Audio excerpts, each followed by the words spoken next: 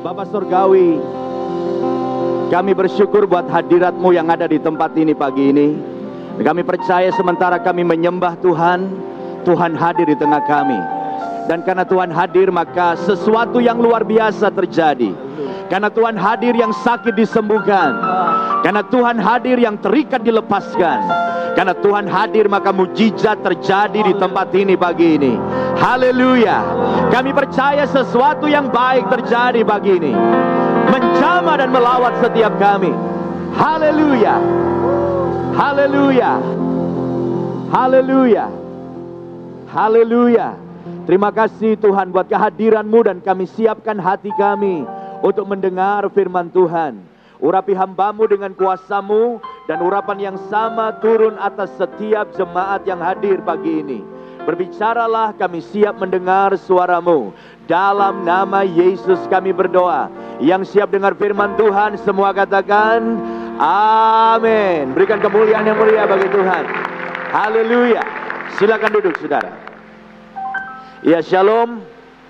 Selamat pagi saudara semua yang dikasihi Tuhan. Saya percaya bahwa kita semua adalah orang-orang yang diberkati oleh Tuhan. Yang percaya katakan amin.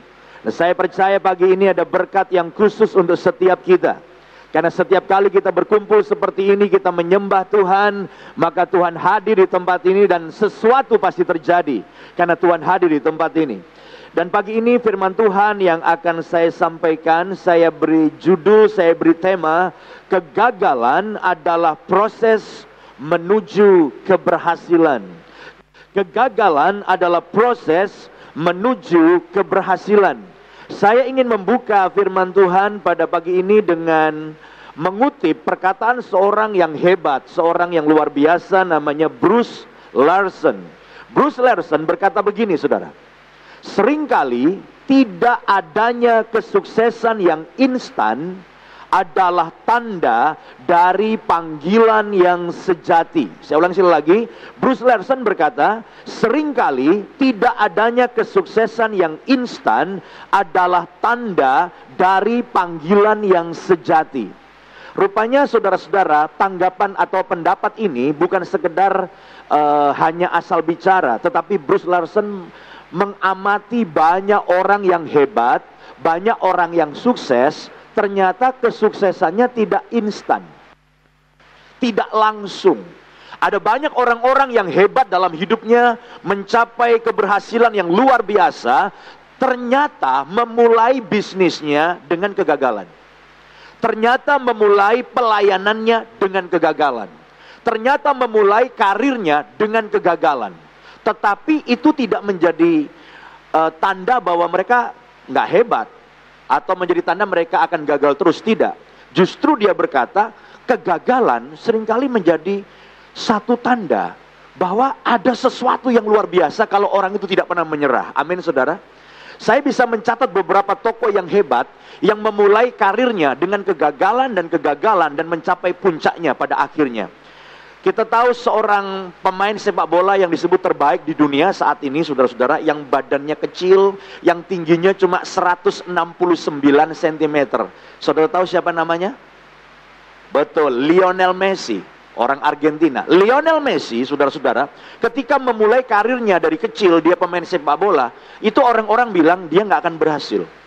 Dan teman-temannya bilang, udah deh kamu kubur saja mimpi kamu jadi pesepak bola hebat. Kenapa saudara? Sebab Lionel Messi ternyata punya problem di dalam hormon pertumbuhannya. Dan dokter berkata tingginya dia tidak akan melewati 140 cm. Bayangkan saudara mungkin yang nggak terlalu tinggi pun, tidak ada yang tingginya di bawah 140. Tapi dokter-dokter yang merawat Lionel Messi berkata dia tingginya nggak akan lewat 140. Karena ada problem kelainan hormon pertumbuhan tersebut. Bisa diobati, tetapi tiap bulan butuh $900. Sekitar 8,1 juta, saudara. Dan ayah dari Lionel Messi itu adalah seorang buruh yang pendapatannya itu sangat minim sekali. Jadi tidak bisa mengobati anaknya, saudara. Beruntung akhirnya Barca Junior itu akhirnya melirik dan melihat Lionel Messi, kemudian mengambil. Dan kemudian mengobati, saudara. Dan akhirnya tingginya bisa lumayan 169. Mirip saya lah, saudara. Ya, Saya tidak tinggi, saudara-saudara. Bagi orang Indonesia ya tinggi 169, tidak bisa dibilang pendek. Tapi bagi pemain bola Eropa yang rata-rata tingginya di atas 180, Lionel Messi ini sangat mungil sekali, sangat kecil sekali. Tetapi dia berhasil menjadi pemain sepak bola terbaik di dunia. Dimulai dengan kegagalan dan kegagalan dan kegagalan, tetapi akhirnya mencapai puncak karirnya, saudara. Dalam bidang musik, kita juga mengenal pemusik yang memulai karirnya dengan penuh kegagalan. Namanya Johann Sebastian Bach. Saudara yang suka belajar musik, apalagi musik-musik klasik, Johann Sebastian Bach ini luar biasa. Dianggap jenius, dianggap salah satu pemusik terhebat sepanjang sejarah dunia ini. Tahukah saudara bahwa Johann Sebastian Bach itu memulai karirnya sebagai pemusik dengan kegagalan. Bahkan pernah diceritakan, hasil karya musiknya itu karena nggak laku ditumpuk terus, saudara.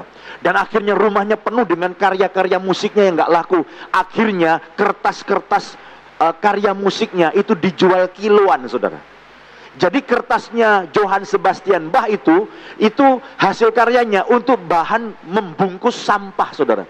Jadi sampah-sampah itu dibungkus dengan karya musiknya Johann Sebastian Bach. Tetapi dia tidak pernah menyerah. Dia terus maju. Dan akhirnya dia mencapai puncaknya dan dikenal di seluruh dunia. Apakah saudara pagi ini adalah orang yang gagal?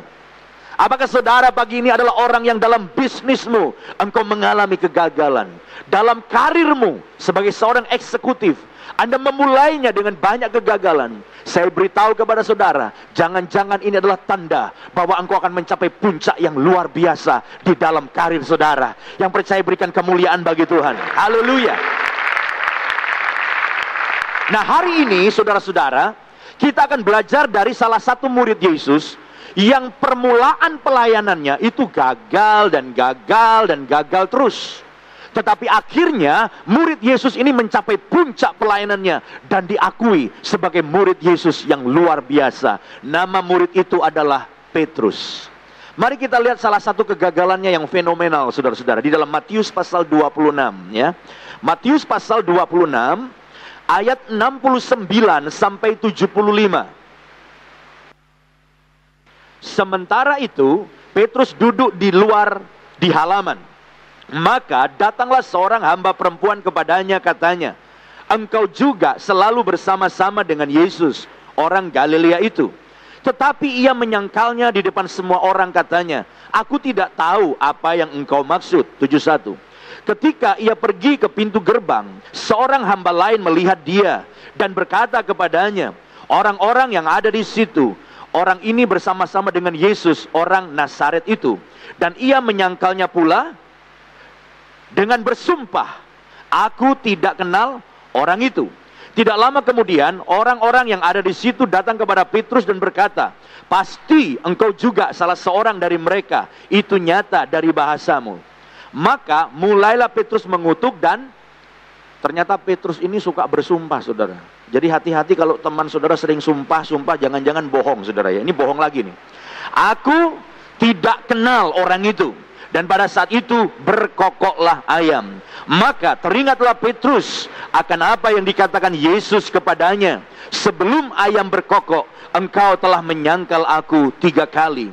Lalu ia pergi keluar dan menangis dengan sedihnya. Amin. Saudara lihat di sini, Petrus adalah murid Yesus yang gagal. Bahkan kegagalannya begitu terkenal karena dia menyangkal Yesus 3 kali. Kegagalan ini, saudara-saudara, bukan satu-satunya. Berulang kali Petrus gagal. Yesus juga pernah menghardik Petrus. Yesus berkata, hai iblis, enyahlah dari hadapanku. Petrus dibilang iblis, saudara. Kenapa? Karena dia suka bikin statement, pernyataan yang sembarangan, saudara. Dan Yesus menghardik Petrus. Petruslah yang dengan emosi menghunus pedangnya, lalu potong itu telinganya siapa tuh, saudara? Malkus, saudara. Tapi Yesus ambil itu telinga, ditempelin lagi. Berkali-kali kita melihat tindakan dan perbuatan Petrus yang saya katakan gagal dan gagal dan gagal. Tetapi saya percaya, saudara-saudara, kita semua setuju bahwa Petrus akhirnya menjadi murid Yesus yang sangat berhasil. Yang setuju katakan amin. Saudara melihat, gagal. Tetapi justru seringkali gagal-gagal ini menjadi tanda dari panggilan yang sejati, kata Bruce Larson tadi. Petrus terus maju dan dia menjadi murid Yesus yang sangat berhasil. Coba kita lihat beberapa keberhasilannya ya. Coba kita lihat Kisah Rasul 2 ayat 14. Coba kita lihat. Ini dia menjadi pengkhotbah yang luar biasa. Ya, coba kita lihat Kisah Rasul 2 ayat 14. Maka bangkitlah Petrus, berdiri dengan ke-11 rasul itu, dan dengan suara nyaring ia berkata kepada mereka, "Hai kamu orang Yahudi dan semua yang tinggal di Yerusalem, ketahuilah dan camkanlah perkataanku ini." Jadi Petrus berdiri dan khotbah. Khotbahnya tidak usah dibaca ya, kita lompat saja. Sekarang lihat hasil khotbahnya. Coba ayat 41. Orang-orang yang menerima perkataannya itu memberi diri dibaptis, dan pada hari itu jumlah mereka bertambah berapa? Kira-kira 3.000 jiwa. Wow, dahsyat. Luar biasa.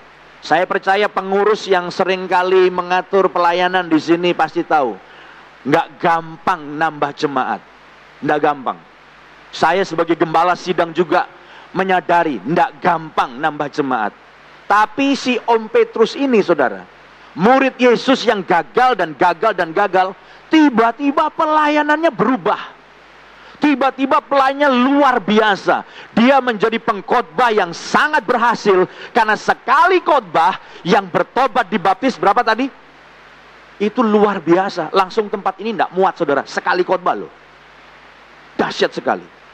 Bukan hanya sebagai pengkhotbah yang luar biasa, tetapi pelayanan yang penuh dengan kuasa dan mujizat.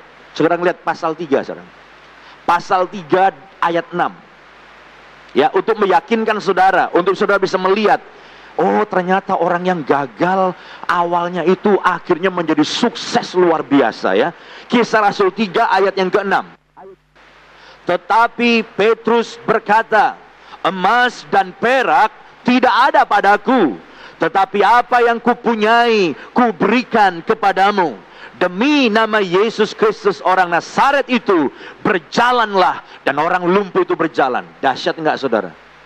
Coba kalau tiap kebaktian ada kayak beginian, apa enggak penuh saudara?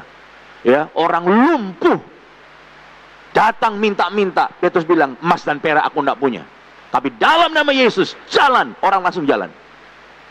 Pasti gereja luar biasa. Amin saudara. Banyak orang malas ke gereja karena apa? Orang datang ke gereja susah, pulang tambah susah. Orang datang ke gereja terikat, pulang tambah terikat. Orang datang ke gereja sakit, pulangnya mati saudaraku. Sehingga orang tidak merasakan apa-apa dalam gereja. Orang malas ke gereja. Gereja harus menjadi gereja yang penuh kuasa dan mujizat Tuhan. Amin saudara. Dan Petrus menyatakan pelayanannya penuh dengan kuasa.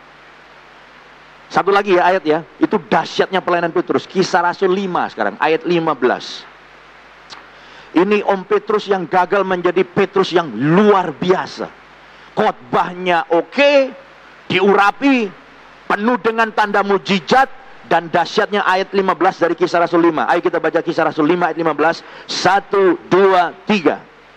Bahkan mereka membawa orang-orang sakit keluar ke jalan raya dan membaringkannya di atas balai-balai dan tilam, supaya apabila Petrus lewat, setidak-tidaknya bayangannya mengenai salah seorang dari mereka, dan mereka percaya. Mereka mengalami apa saudara? Dari tadi saya jalan ada bayangannya, tapi tidak ada orang sakit saudara. Tapi Petrus jalan, bayangannya saja orang percaya saudara, kesembuhan terjadi. Makanya orang-orang itu saudara-saudara, orang-orang sakit dibawa di pinggir jalan, tidak perlu didoakan. Mereka hanya berharap Petrus lewat, bayangannya kena, orang sakit sembuh. Apa yang terjadi kalau saya jalan, saudara kena bayangan saya, yang sakit sembuh? Wow, luar biasa. Dan ini terjadi pada orang yang awal pelayanannya gagal. Yang pernah dihardik, engkau iblisnya dari hadapanku. Orang yang Pelayanannya seringkali saudara-saudara, karena terlalu cepat-cepat dia sering bikin salah. Tetapi tiba-tiba menjadi orang yang luar biasa. Tapi pertanyaan kita pagi ini, dan kita masuk pada intinya sekarang. Kenapa sih mesti gagal dulu? Nggak semua loh saudara. Ada sih yang berhasil gitu ya. Tapi menurut penyelidikan, orang-orang hebat itu gagal dulu. Jadi kalau saudara gagal itu ya jangan-jangan saudara akan jadi orang hebat. Yang setuju dan percaya katakan amin. Pertanyaannya adalah kenapa mesti gagal dulu sih? Langsung berhasil kek? Benar nggak saudara? Nah sekarang saya tanya, tolong dijawab dengan jujur. Ya saudara semua tolong jawab dengan jujur. Mending gagal dulu baru sukses, atau langsung sukses? Jujur, jujur. Mending buka toko rame dulu, atau buka toko bangkrut dulu baru sukses? Siapa yang jujur milih? Ya mending langsung sukses lah. Saya angkat tangan jujur, saya ngaku pengen sukses langsung saudara. Siapa yang mau langsung sukses jujur? Wow banyak. Siapa yang tidak angkat tangan mau gagal dulu? Kita doakan supaya dia gagal. Saudara, kalau orang normal pasti dia pengen apa? Langsung sukses. Orang itu tidak suka yang namanya gagal. Tapi herannya orang-orang hebat, mayoritas 95 atau lebih kali ya, gagal dulu. Dan ini menurut penyelidikan. Nah hari ini kita mau belajar. Tentunya kalau Tuhan mengizinkan kita gagal, ada maksudnya. Yang setuju katakan amin. Nah kita akan belajar ada 5 pelajaran penting. Ada 5 pelajaran yang perlu kita camkan. Mengapa kita seringkali mengalami kegagalan dan Tuhan izinkan itu. Ya, mari kita lihat pelajaran yang pertama. Yang pertama, kegagalan mengajar kita untuk bergantung kepada Allah. Yang setuju bilang amin. Saudara-saudara, seringkali saudara-saudara kalau orang itu tidak pernah gagal ya, langsung sukses, menjadikan orang itu merasa bahwa dia itu hebat. Tetapi kalau kita diizinkan oleh Tuhan dalam karir kita, dalam bisnis kita, dalam pelayanan kita, kita mengalami kegagalan, itu membuat kita sadar bahwa kekuatan kita terbatas, kepandaian kita terbatas, pikiran kita terbatas, dan lewat kegagalan itu kita bisa berkata kepada Tuhan, oh Tuhan, saya hanya bergantung kepadamu saja. Amin saudara. Jadi hari ini kalau saudara sedang mengalami kegagalan, katakan kepada Tuhan, Tuhan terima kasih Tuhan. Pagi ini saya mendengar firman Tuhan tentang kegagalan. Dan kalau saya mengalami kegagalan, tentu Tuhan punya maksud. Supaya saya belajar lewat kegagalan, saya lebih bergantung kepada Tuhan. Amin saudara. Bukankah Alkitab berkata, terkutuklah orang yang mengandalkan manusia. Manusia itu siapa? Termasuk dirinya sendiri. Kalau kita mengandalkan diri kita sendiri, Alkitab berkata terkutuk.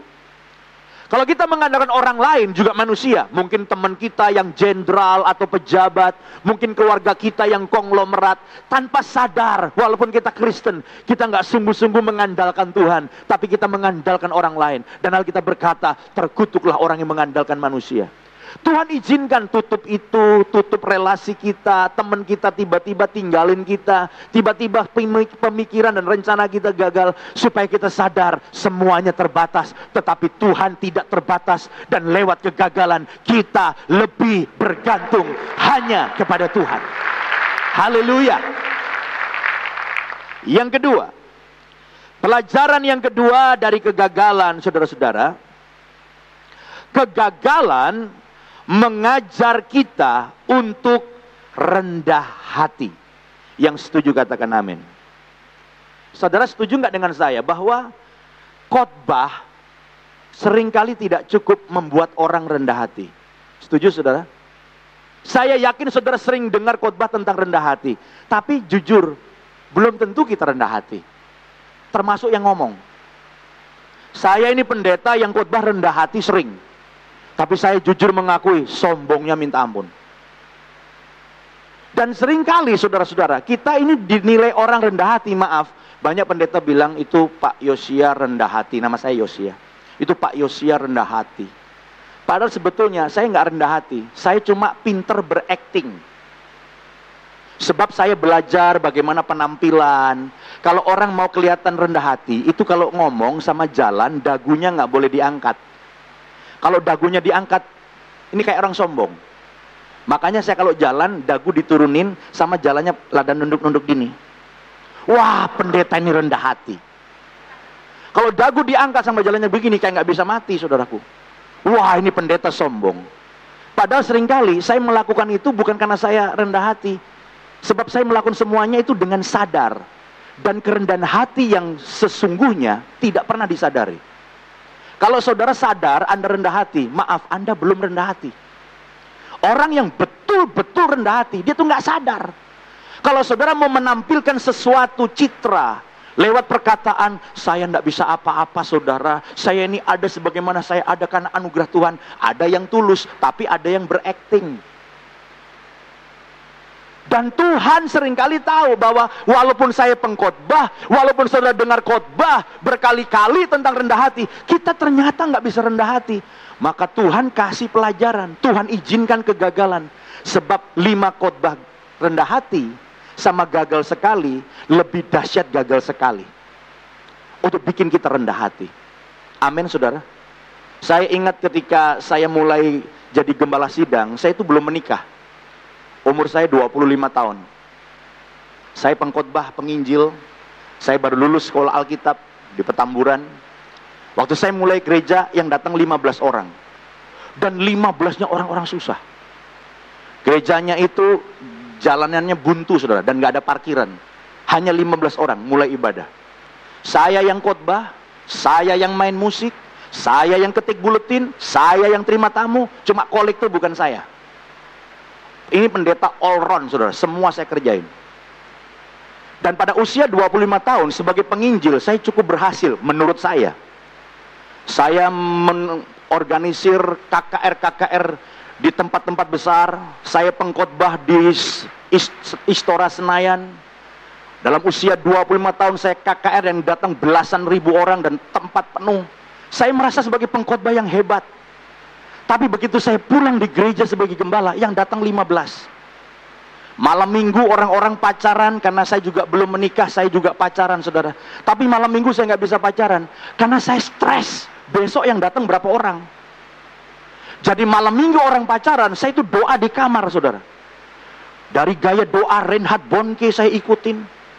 Doanya Benny Hinn saya ikutin. Dari khotbah jalan-jalan sampai begini, sampai terakhir doanya Elia telentang, minta mati saudara. Oh Tuhan, cabut saja nyawaku. Kenapa? Bertahun-tahun jemaat itu nggak bisa nembus 100 saudara. Saya kadang-kadang bertanya, Tuhan kenapa ini? Saya merasa hebat di luar, begitu pulang yang datang dikit. Tapi sekarang saya menyadari bahwa semua kegagalan-kegagalan itu penting sebelum kita mencapai kesuksesan. Tahun ini saya buka tempat baru di satu mall. Dengan anugerah Tuhan, bukan sewa saudara.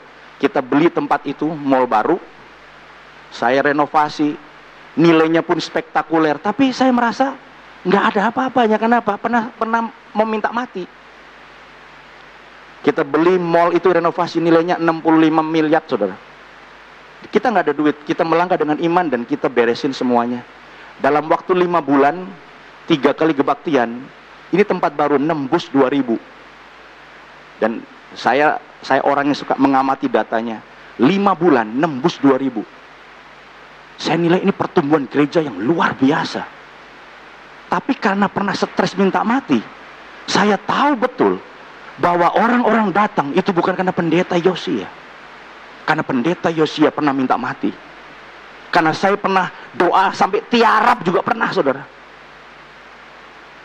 Karena udah merasa gagal dan Tuhan, saya merasa saya pendeta yang gagal, cabut saja nyawa saya. Dan seringkali sebelum Tuhan memberikan berkat yang besar kepada saudara, kesuksesan dan keberhasilan yang luar biasa, Tuhan bawa kita dan izinkan mengalami kegagalan. Supaya apa? Kita belajar untuk rendah hati. Hari ini kau yang mengalami kegagalan dalam bisnis saudara, jangan-jangan Tuhan mau memberi sesuatu yang besar kepada saudara. Dan Tuhan sedang mempersiapkan kita, sehingga ketika kita menerima perkara-perkara yang besar dari Tuhan, kita sadar betul bahwa itu bukan karena kita hebat, tapi karena Tuhan yang luar biasa. Yang setuju katakan amin dan berikan kemuliaan bagi Tuhan. Haleluya. Jadi pelajaran yang kedua, kegagalan mengajar kita untuk rendah hati. Yang ketiga, kegagalan mengajar kita bahwa kita tidak selalu mendapatkan apa yang kita kehendaki. Kegagalan mengajar kita bahwa kita tidak selalu mendapatkan apa yang kita kehendaki. Kita punya banyak keinginan, kita punya banyak kehendak, dan dengar saudara, tidak semua keinginan dan kehendak kita tercapai. Setuju saudara? Dan kita sebut itu, saya gagal. Saya pengen seperti ini, saya nggak bisa, saya gagal. Dan kegagalan itu mengajar kita, saya katakan tadi, bahwa kita tidak selalu mendapatkan apa yang kita kehendaki. Kenapa? Pertanyaannya kenapa? Sebab tidak semua keinginan kita sesuai dengan kehendak Tuhan. Tidak semua kemauan kita, kehendak kita, keinginan kita sesuai dengan kehendak Tuhan. Satu malam saya setel televisi, Joyce Meyer lagi khotbah. Dia pengkhotbah yang salah satu yang saya suka. Khotbahnya nggak menggebu-gebu, tapi memberi pencerahan. Statement-statementnya singkat, tapi memberikan kesegaran. Dia bilang begini, sekarang ini penyakit iri hati merambat di seluruh dunia. Dan celakanya katanya, penyakit iri hati juga masuk di gereja. Orang-orang di gereja itu iri satu dengan yang lain. Dia bilang begitu. Kalau temennya ganti mobil, dia iri. Apalagi kalau parkir sebelahan. Satu mobil yang baru, build up. Ini mobil kijang, udah 5 tahun gak ganti-ganti. Maka yang punya kijang iri. Di gereja itu banyak orang yang suka komentar soal pakaian. Kenapa? Iri. Kalau orang pakai baju bagus tapi panjang, kayak ke pesta aja ke gereja, komen. Kalau bajunya kutungan gitu, pakai you can see, I can see you. Kalau ada ibu-ibu yang bawa tas bermerek, misalnya Hermes, saya bacanya Hermes aja ya, nggak tahu bajang Herm, ada yang apa, terserah deh, Hermes aja pokoknya. Atau pakai Louis Vuitton, atau pakai Prada. Wah, yang lihat kagum, itu ibu hebat ya, tasnya Louis Vuitton, Prada ya. Temannya bilang apa? Alah, kalau lihat tampangnya paling mangga 2 katanya. Palsu gitu maksudnya. Kenapa komen seperti itu? Kenapa saudara? Kenapa? Iri. Jadi orang itu banyak iri saudara. Ibu-ibu saling melihat rambut temannya. Dia nggak suka kalau ada rambut yang lebih tinggi dari rambut dia. Maka dia cari minggu depan salon yang bisa ngeblow rambutnya lebih tinggi. Makanya di banyak gereja itu banyak Lion King pada jalan. Tinggi-tinggi saudara.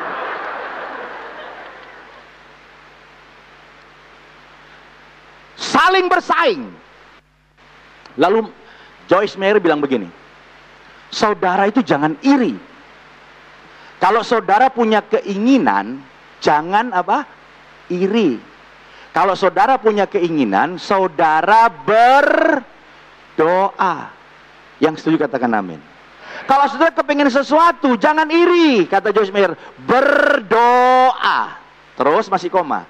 Kalau Tuhan anggap baik, kalau Tuhan anggap baik loh, Dia akan memberikan kepada saudara. Masih koma nih. Pada waktunya. Yang setuju katakan amin. Jadi saudara punya keinginan, jangan iri, berdoa. Tapi belum tentu Tuhan kasih. Kalau Tuhan kasih, itu Tuhan anggap apa? Baik. Kalau Tuhan anggap baik, Dia berikan pada saudara. Itu pun belum tentu sekarang. Kapan saudara? Pada waktunya. Amin saudara. Artinya tidak semua keinginan kita bisa dapat. Kalau Tuhan anggap baik dan sesuai dengan rencana Tuhan, maka Tuhan akan berikan kepada saudara. Amin saudara. Makanya ibu-ibu yang bijaksana, dia nggak akan berdoa, Tuhan berkatilah suami saya, Biar karirnya naik Tuhan, naik Tuhan. Biar karirnya seperti burung Raja Wali, terbang, terbang dan nggak pulang. Ini masalahnya. Kalau terbangnya ketinggian bisa nggak pulang tuh suami, saudara. Istri yang bijaksana, dia akan berdoa, Tuhan berkatilah suami saya, seberapa besar dia bisa menerimanya. Amin, saudara. Jadi kadang-kadang jangan semua yang kau inginkan, tapi biarlah yang Tuhan anggap baik, itu yang Tuhan berikan kepada kita. Amin, saudara. Saudara minta, Tuhan saya minta 10 miliar. Tapi Tuhan tahu, kalau Anda dapat 10 miliar, Anda bisa kawin lagi misalnya. Ini contoh yang anulah, sarkasme gitu. Tuhan tahu. Dan Tuhan berkata, jangan. Tidak baik buat kamu. Jadi saudara-saudara, seringkali ada kegagalan dalam hidup kita. Dan kegagalan mengajar kita bahwa kita tidak selalu mendapatkan apa yang kita kehendaki. Mengapa? Karena tidak semua kehendak kita seturut kehendak Tuhan. Yang setuju katakan amin, dan kita berikan kemuliaan bagi Tuhan. Haleluya. Yang keempat, kegagalan mengajar kita untuk mengoreksi langkah-langkah yang kita ambil. Jadi kegagalan itu bagus. Kegagalan itu sebetulnya permulaan yang baru. Kita mulai baru, tapi dengan pengertian yang lebih hebat. Yang setuju katakan amin. Kegagalan bukan gagal. Saudara gagal 5 kali tidak menjadikan Anda orang gagal, kecuali Anda menyerah. Amin, saudara. Gagal itu hanya sebuah peristiwa pada satu waktu. Gagal itu tidak menjadikan saudara orang gagal. Saudara boleh gagal berulang-ulang, selama kita tidak menyerah, kita belum gagal. Sekali lagi, kegagalan hanya sebuah peristiwa pada satu waktu. Saudara gagal 5 kali, nggak apa-apa. Saudara cukup sukses 1-2 kali, dan Anda terus maju. Saudara menjadi orang yang sukses luar biasa. Yang percaya katakan amin. Berikan kemuliaan bagi Tuhan. Jadi kalau saudara gagal, justru saudara merenung, apa ya salah saya? Saya beberapa kali mengalami kegagalan yang luar biasa, dan saya belajar, saya punya kelemahan mirip Petrus. Saya ini mirip Petrus, saudara. Apa kelemahan Petrus dan kelemahan saya?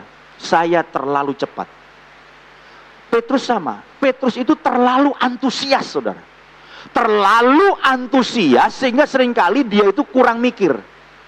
Contoh misalnya, Petrus berjalan di atas air. Kita kan berpikir, wah Petrus hebat, memang hebat. Tapi selain itu kelemahan dia. Waktu Yesus berkata, Petrus, keluar dari perahu, jalan di atas air. Itu lagi gelap, gelombangnya luar biasa, saudara. Saya mau tanya, kalau saudara jadi Petrus, kira-kira berani nggak keluar dari perahu? Berani nggak? Nggak berani, mikir. Tapi maklum Petrus terlalu antusias. Begitu Yesus bilang, keluar dari perahu, jalan di atas air, dia bergerak dulu baru mikir. Dia lompat, gua di air nih. Tenggelam dia. Nah, saya mirip gitu. Saya seringkali kalau dapat sesuatu dari Tuhan ya, langsung ngomong sama jemaat. Doa dapat sesuatu, langsung ngomong sama jemaat. Seringkali jemaat tuh bingung. Saya terlalu antusias, terlalu cepat. Kegagalan demi kegagalan saya belajar sekarang. Oh, kalau dapat sesuatu dari Tuhan, renungkan dulu. Doa lagi, minta konfirmasi. Dapat lagi, oh makin yakin. Saya panggil wakil saya dulu, wakil gembala. Saya ngobrol, saya dapat ini dari Tuhan. You doa ya, saya minta konfirmasi. Saya panggil koordinator kebaktian dari beberapa tempat. Saya panggil semuanya, saya dapat visi dari Tuhan seperti ini. Setelah semuanya nangkep, udah mantep, baru kita bicara kepada jemaat. Dan hasilnya jauh lebih baik. Saya belajar satu hal, saya punya kesalahan mirip Petrus, terlalu cepat, terlalu antusias. Bukankah kita kadang-kadang seperti itu, apalagi orang-orang muda, baru menikah, pengen langsung kaya. Apa saja ditabrak. Pokoknya cepet-cepet dapat duit, lebih kaya lagi. Akhirnya apa? Banyak yang bangkrut. Kita belajar dari kegagalan kita. Kegagalan mengajar kita mengoreksi langkah-langkah yang kita ambil. Yang salah kita catat, jangan diulang. Salah lagi, catat, jangan diulang. Seperti Thomas Alva Edison. Thomas Alva Edison penemu lampu pijar. Dia mengadakan percobaan gagal 10.000 kali.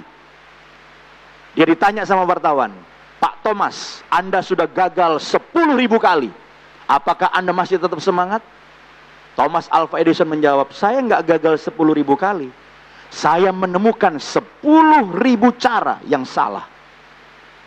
Saya udah catat dan saya tidak akan ulangi lagi. Jadi kalau saudara salah, catat, jangan diulang. Catat, jangan diulang. Kemungkinan salahnya kan tambah dikit. Kalau ada 5 kemungkinan, saudara, salah satu benar, Anda sudah gagal 4 kali, udah sisa 1, pasti benar. Amin. Jangan-jangan ini kemungkinan terakhir, tapi saudara udah nyerah. Hari ini lewat firman Tuhan saya katakan, jangan menyerah. Maju terus. Dan saya percaya Tuhan memanggil kita untuk berhasil. Berikan kemuliaan bagi Tuhan. Haleluya. Saya lebih banyak gagal daripada sukses. Saya gagal mungkin udah puluhan kali, sukses baru 2-3 kali. Tapi nggak masalah, gagal tidak menjadikan Anda orang gagal. Hanya satu peristiwa pada satu tempat, satu waktu. Kita maju dan percayalah, saya percaya satu hal, Tuhan memanggil kita bukan sekedar menyelamatkan kita. Tuhan memanggil saudara bukan sekedar menyelamatkan saudara. Tuhan memanggil saudara untuk Anda berhasil, untuk Anda diberkati. Kenapa? Karena Tuhan ingin kita jadi berkat. Gimana mau jadi berkat kalau kita nggak diberkati? Saya percaya bahwa saudara pasti diberkati. Jangan berpikir bahwa kaya itu duniawi. Bertahun-tahun dan berpuluh-puluh tahun, beratus-ratus tahun, iblis telah menipu gereja bahwa kaya itu duniawi. Dan miskin itu rohani. Tapi hari saya katakan, kaya itu nggak duniawi. Kaya bisa rohani kalau hidup kita jadi berkat. Dan Allah menghendaki Anda kaya. Aku datang supaya domba itu punya hidup dan hidup yang miskin gitu. Enggak. Aku datang supaya domba itu punya hidup dan hidup yang berkelimpahan. Yang percaya katakan amin dan berikan kemuliaan bagi Tuhan. Haleluya.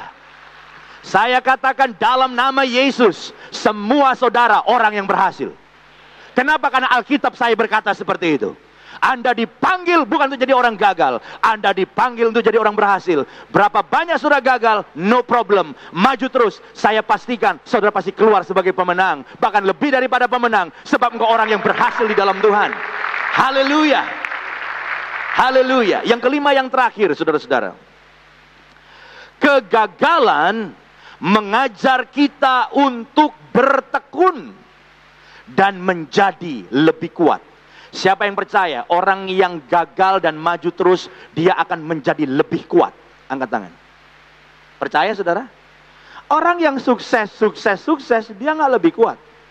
Bahkan orang yang nggak ngerti gagal cenderung rapuh, saudara. Saya mencatat 2 presiden Amerika yang fenomenal, namanya Abraham Lincoln, yang satunya lagi George Washington. Saya baca riwayat hidup mereka, itu mereka daftar gagalnya nggak cukup 1 lembar, banyak saudara.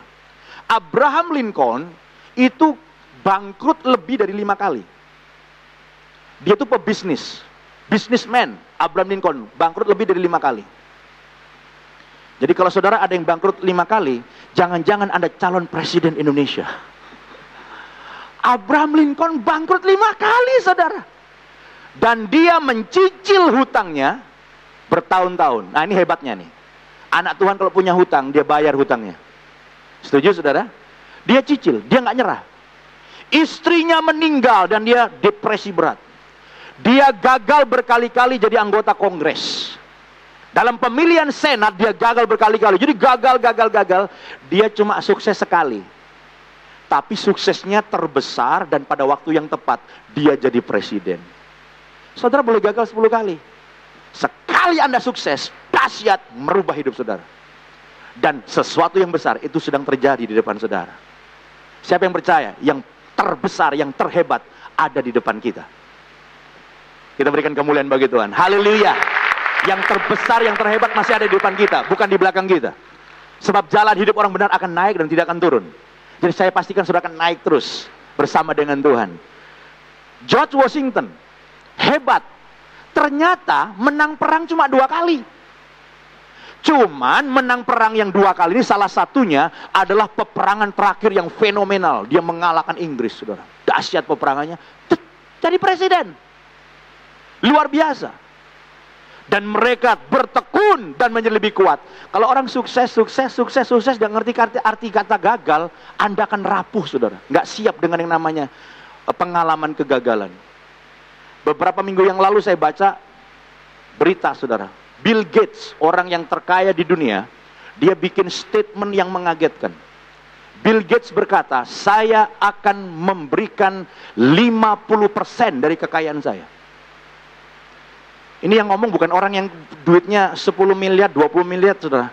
Yang kekayaannya mungkin sekarang di atas 60 miliar lah katakan. 60 miliar dolar.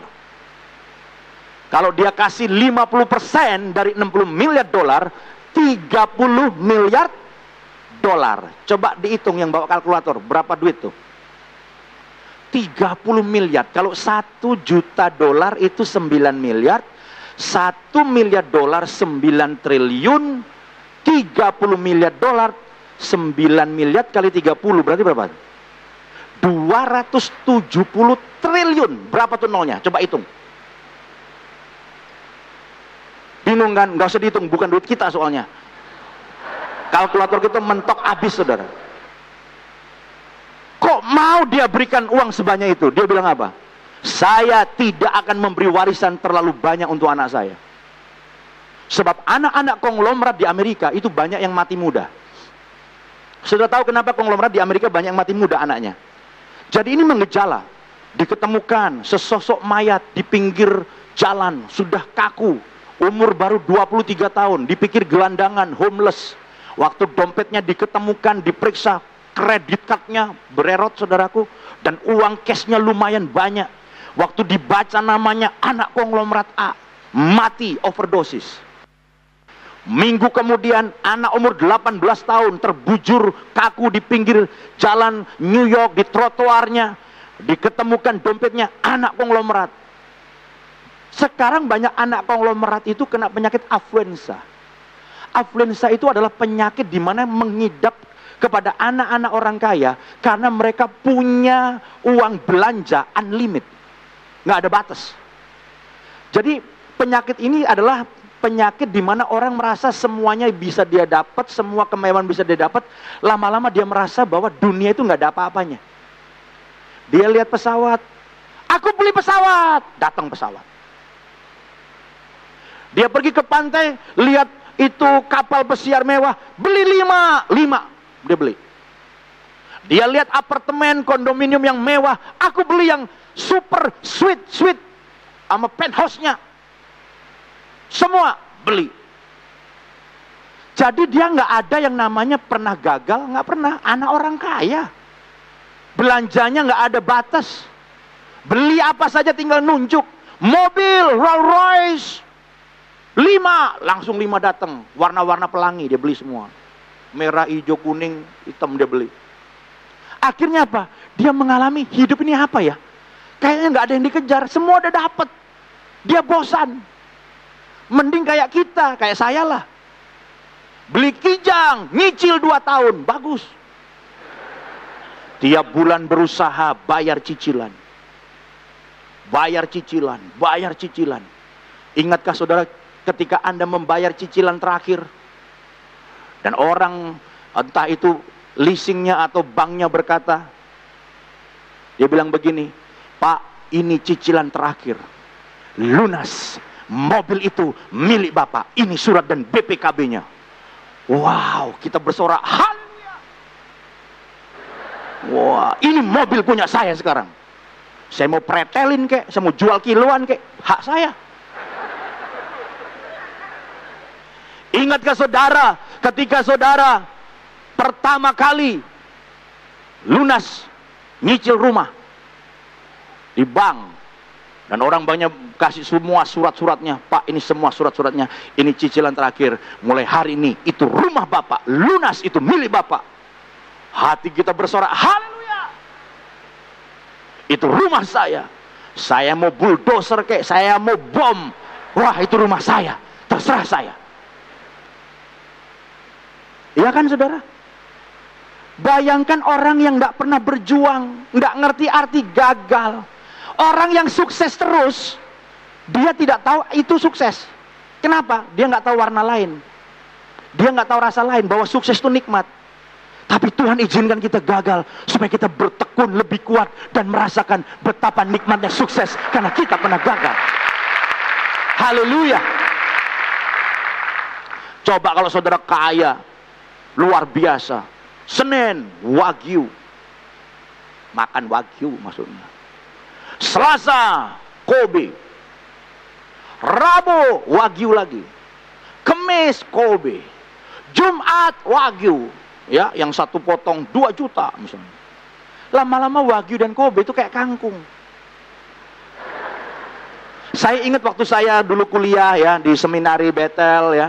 Saya nggak ada sponsor, nggak ada yang bantu saya di asrama, apalagi sebelum saya akhirnya kos, cuci baju sendiri, setrika sendiri, bantu di gereja, lipat buletin. Saya punya pacar, saudara. Dan kalau pacaran, motor aja saya nggak punya.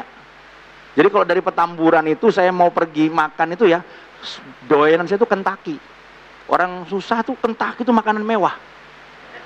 Jadi kalau udah malam minggu saya jemput pacar saya naik mikrolet M09 sama M11. Saya masih ingat betul tuh. Wah. Saudara tahu, untuk makan ngajak pacar saya Kentucky, itu saya mesti ngirit nabung dari Senin sampai Sabtu tuh. Ngirit nabung kalau udah dapet gitu ya duitnya ya, Sabtu saya jemput pacar saya. Begitu pesan makanan, saya selalu mengarahkan dia untuk jangan pesan french fries. Dia mau pesan french fries aja, itu kan mahal, saudara. Saya bilang, nasi aja, kenyangnya lama, saya bilang. Supaya uang saya cukup, saudara. Jadi kalau mau makan Kentucky, nabung seminggu.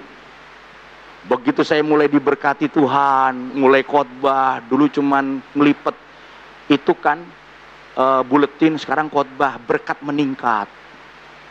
Keinginan saya cuma satu, saya dan pacar saya tiap hari makan Kentucky. Senin Kentucky, Selasa Kentucky, Rabu Kentucky, Kamis Kentucky. Terakhir lihat Kolonel Sandra aja enak saya. Tahu kan si empek tua yang pendiri Kentucky itu kan Kolonel Sander.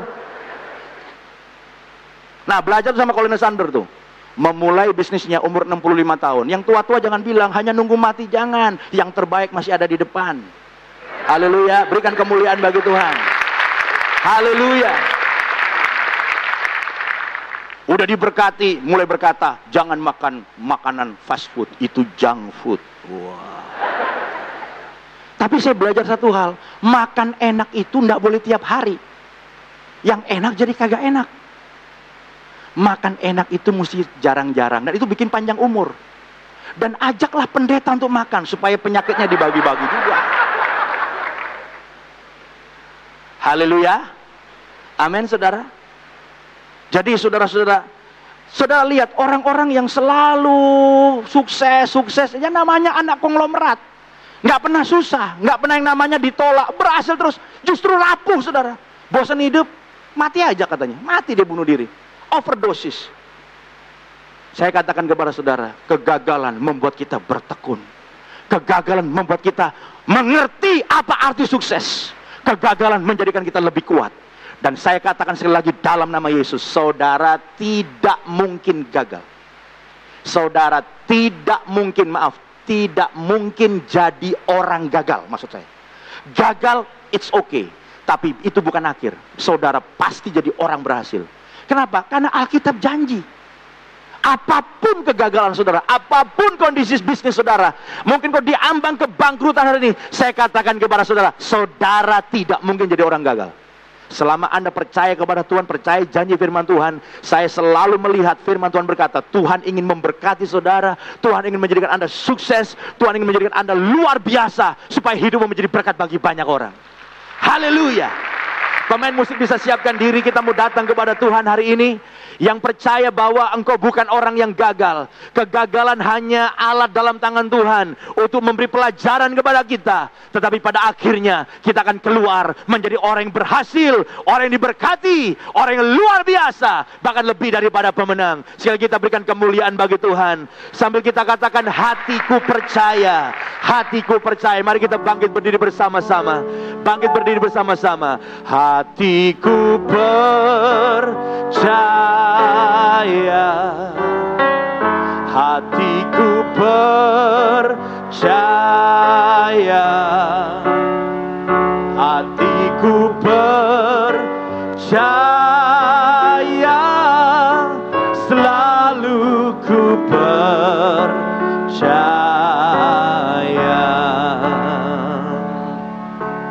Saat ku tak melihat jalanmu, oh saat ku tak mengerti rencanamu, namun tetap ku pegang janjimu.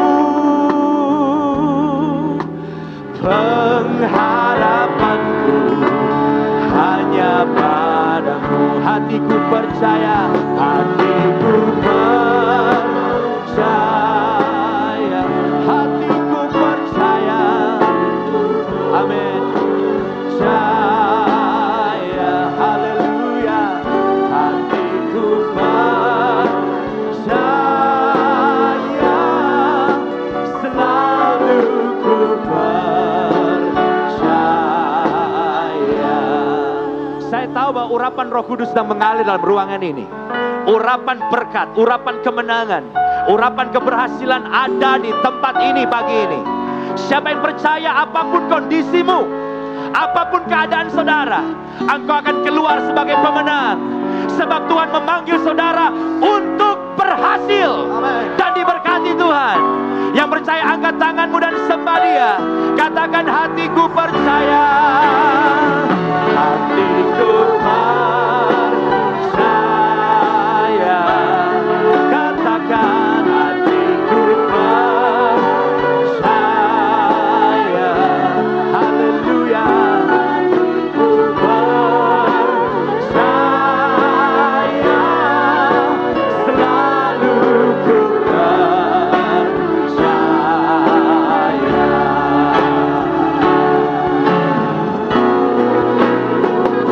Hatiku percaya.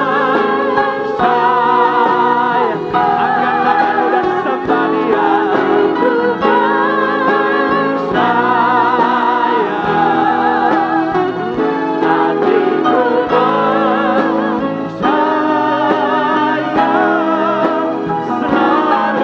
ku percaya,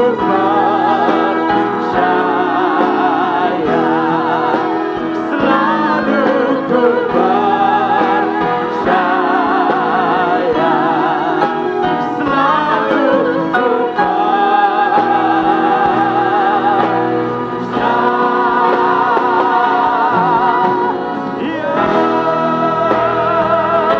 Berikan sorak-sorai kemuliaan bagi Tuhan.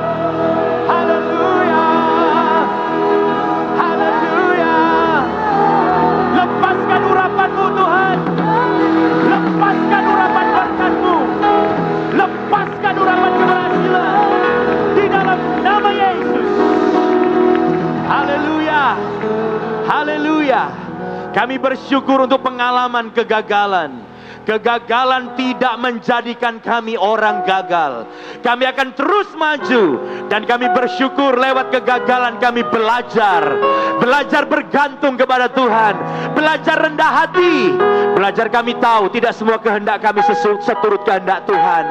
Sehingga ada hal-hal yang kami kehendaki tidak bisa kami capai. Belajar langkah-langkah lebih baik lewat kegagalan. Kami lebih bertekun mencari Tuhan, bertekun berdoa, menjadi lebih kuat. Dan kami tahu betapa indahnya kesuksesan karena ada pengalaman kegagalan. Hamba-Mu berdoa dalam nama Yesus. Lepaskan urapanmu di sini. anugerah-Mu dan berkat-Mu. Saudara-saudara, berapa banyak saudara sedang bergumul dengan bisnis pekerjaan saudara. Saya ingin saudara 1 menit angkat tangan saudara kepada Tuhan. Terima urapannya, katakan, Tuhan, aku rindu urapan-Mu dicurahkan. Urapan kemenangan. Oh Tuhan, oh Tuhan, dilepaskan di tempat ini.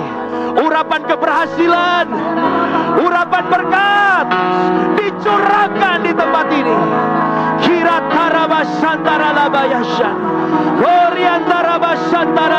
Dalam nama Yesus, dalam nama Yesus, terima pengurapannya, terima kemenangannya, terima anugerahnya yang menjadikan engkau berhasil, yang menjadikan engkau diberkati. Terima kasih Bapa. Dalam nama Yesus kami berdoa, dan semua yang diberkati dan percaya katakan amin.